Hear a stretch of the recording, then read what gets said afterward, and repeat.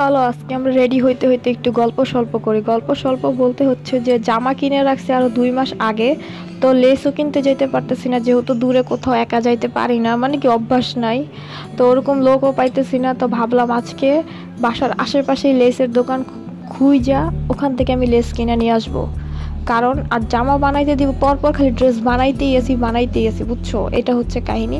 এই কারণে আর যেই ড্রেসগুলো মনে করো মানে আছে ঠিক আছে, এগুলো পরে বানাইলেও চলবে, ইমার্জেন্সি না, তো সেগুলো আমি পরেই বানাচ্ছি। যেমন আমার আমার একটা আছে, আমার বোনের একটা আছে, ঠিক আছে। আমরা কিন্তু প্রতি সপ্তাহে জামা কাপড় বানাইতেছি, ঠিক আছে। ওগুলো তার এত পরাও হয় না, দেখানো হয় না, একবার পরি এরপরে আবার কয় মাস পরে পরা পরে সেটাও জানি না, কারণ তো একটা বাসা থেকে বের হই না।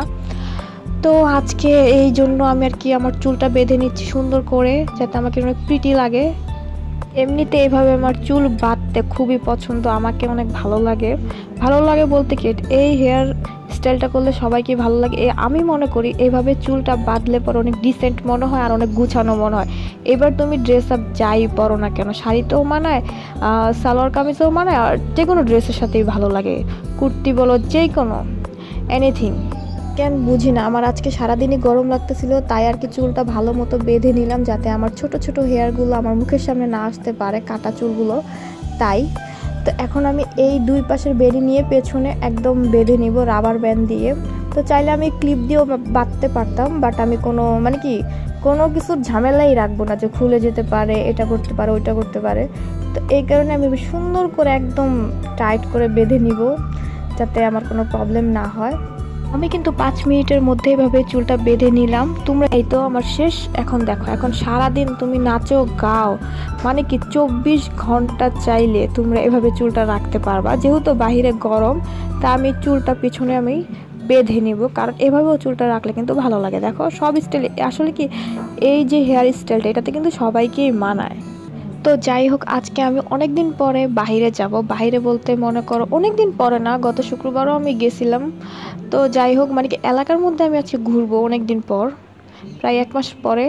তো এখন শীত আসার আগেই আমার ঠোঁট ফেটে যাচ্ছে, তো এটা আমার অল টাইম ইউজ করা লাগে। তো আমি এই লিপ বামটা লাগিয়ে নিলাম, তো এটা লাগালে একটু পিঙ্কিশ পিঙ্কিশ লাগে, ভালো লাগে। এইটা আমি রেডি হয়ে গেলাম, আর পরে নিলাম এই মেরুন কালার টপসটা। আর যেটা ছাড়া আমি তো অন্ধ, সেটা হচ্ছে আমার চম্পা। তো চম্পা না পড়লে তো আমি সব কিছু ঘোলা দেখি, দেখি না ওইটা বললে ভুল হবে, আমি সবই দেখি, বাট সব কিছু ঝাপসা, ঠিক আছে।